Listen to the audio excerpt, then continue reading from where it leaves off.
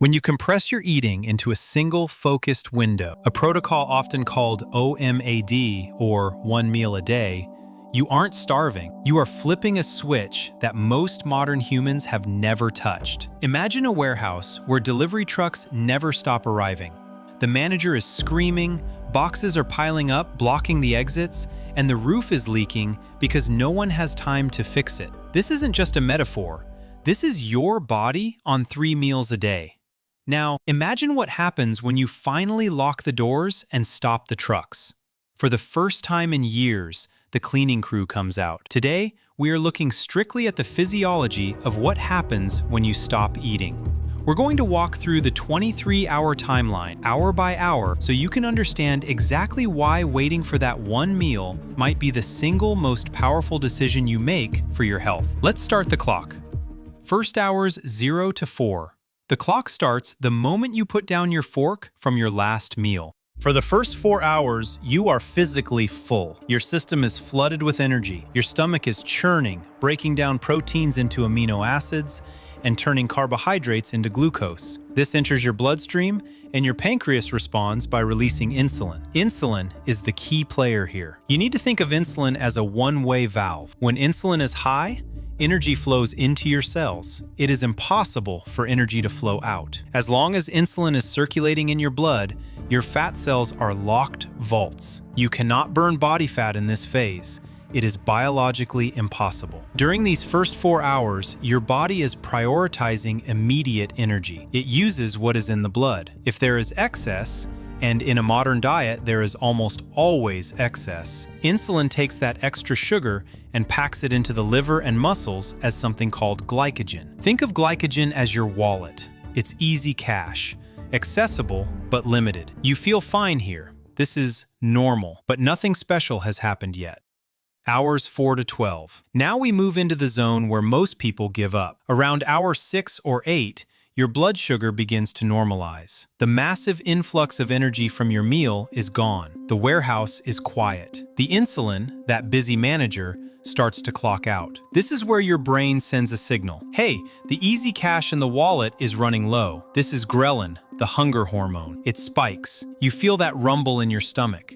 You might feel a little irritable. This is the moment most people mistake for starvation. They think, oh no, I'm shaky, I need to eat. But you aren't starving. You are just addicted to the easy fuel. Your body is like a car that has only ever run on high-octane gasoline, and now it's being asked to switch to the backup battery. It stutters.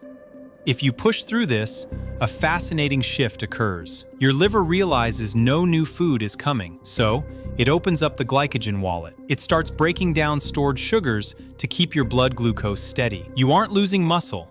You aren't dying. You are simply using the cash you saved for a rainy day. Now entering 12-hour. At this stage, your glycogen stores, that easy cash, are dropping to critical lows. Now, the body has a choice.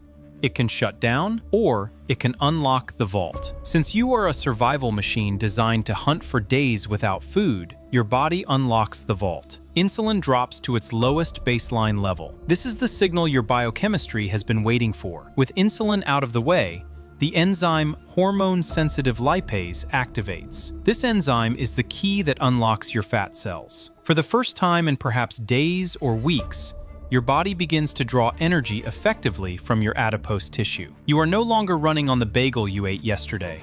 You are running on you.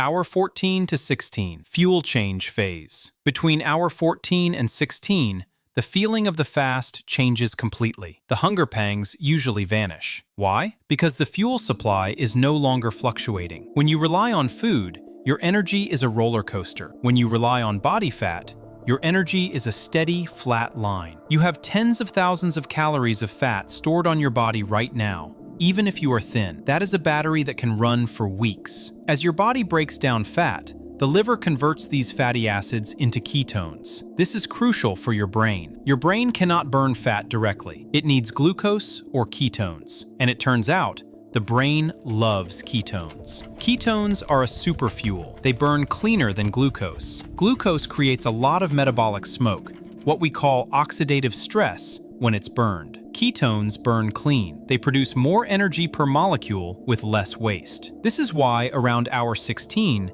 People report the lift. The brain fog evaporates. Your focus sharpens. You don't feel lethargic. You feel electric. This makes evolutionary sense. If a hungry caveman got sleepy and dumb, he wouldn't catch prey. He would die. Hunger makes us sharper. It turns us into hunters. Hour 16 to 18. Now we arrive at the most important part of the cycle. This is the reason many researchers are obsessed with this timeline: autophagy. Remember that warehouse we talked about? The one that was too busy to ever get cleaned? At hour 18, the warehouse has been empty for a long time. The manager looks around and realizes he has a problem. He needs proteins to keep the machine running, but no new delivery trucks are coming in. So, he orders the staff to start scavenging. They look around the warehouse for broken shelving, rusty pipes, and old trash. They break these down and melt them to create new, strong steel. In your body, your cells start hunting for damaged proteins. They find mitochondria, the little energy factories in your cells, that aren't working well anymore. They find misfolded proteins that could eventually lead to diseases like Alzheimer's. They even find viruses and bacteria hiding in the cell. Your body creates a membrane around this junk, dissolves it, and recycles it into brand new, pristine amino acids. This is autophagy. It literally means self-eating. It is your body's internal recycling program. This process is the closest thing we have to the fountain of youth. It is deep cellular repair. When you eat all day, autophagy never turns on. The cleaning crew never comes to work. By fasting to hour 18 and beyond, you are allowing your body to take out the trash. This is why skin starts to look better. This is why old injuries often start to feel better. You are finally clearing out the debris.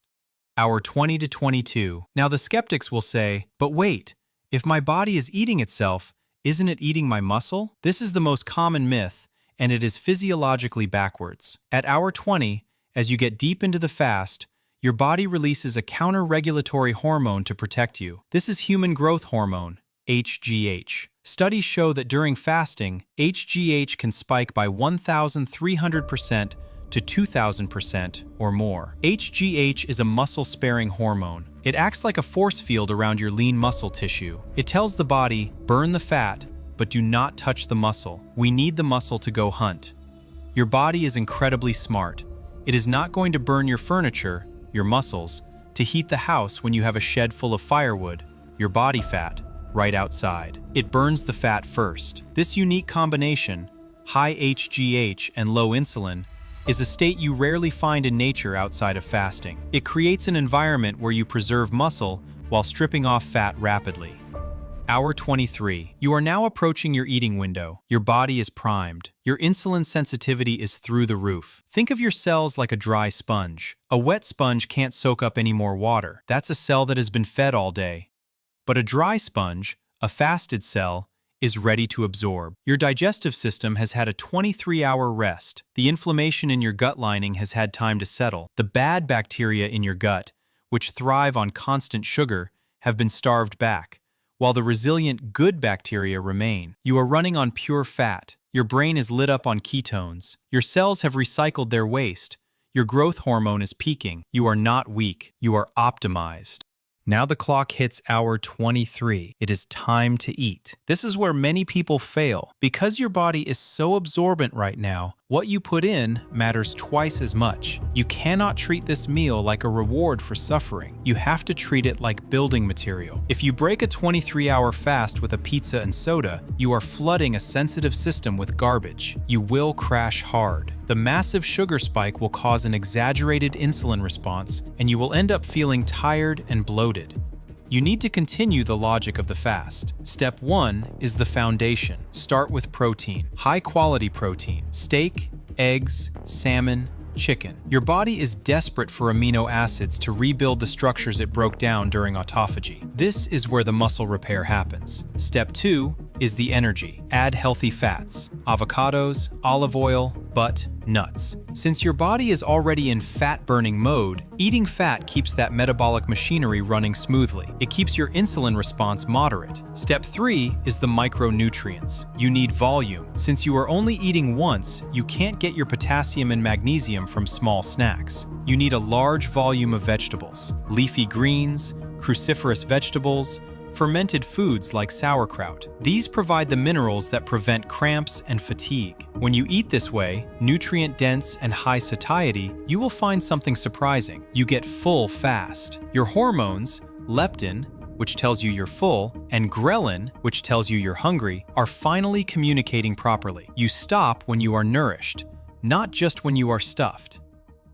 The adaptation period. Now, I want to be real with you. If you jump from 6 meals a day straight to 1 meal a day tomorrow, you are going to feel terrible. Your body needs to build the metabolic machinery to burn fat. It takes time to manufacture the enzymes. It takes time for the liver to get efficient at making ketones. This is called metabolic flexibility. For the first week, you might feel headaches. You might feel weak. This isn't because the diet is bad, it's because your body is going through withdrawal. You are dumping electrolytes. The fix is simple: salt. When insulin drops, your kidneys release water and sodium. You need to replace it. A little pinch of sea salt in your water during the fasting window can stop the headaches instantly.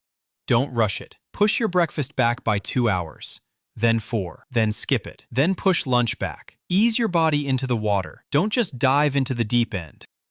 And fasting is a stressor on the body. For people who are already high stress, have poor sleep, or thyroid issues, fasting for 23 hours can spike cortisol, so avoid if you are already stressed. This protocol is for healthy adults.